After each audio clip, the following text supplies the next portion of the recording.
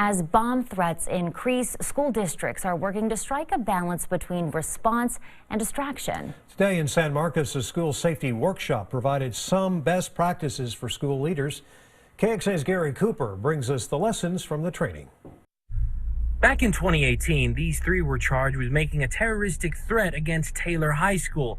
Thankfully, it was just a threat. But it's an example of what Educators School Safety Network monitors. We definitely see students who are making threats against their own school.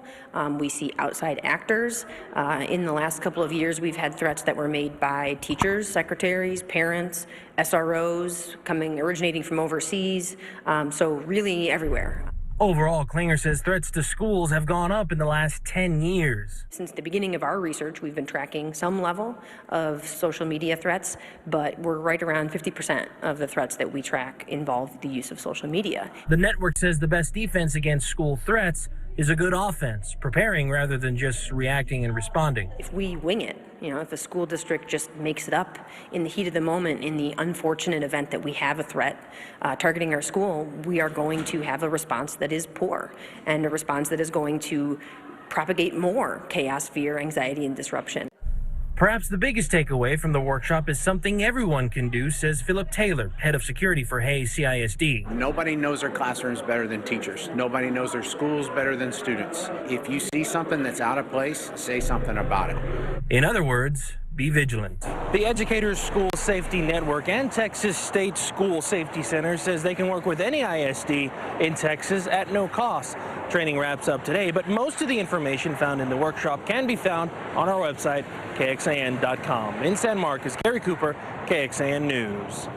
And we looked into how often schools are threatened. The Educators Safety School Network says last year there were more than 3,300 threats to schools serving grades K through 12 around the country. That is a 62% increase from the previous school year.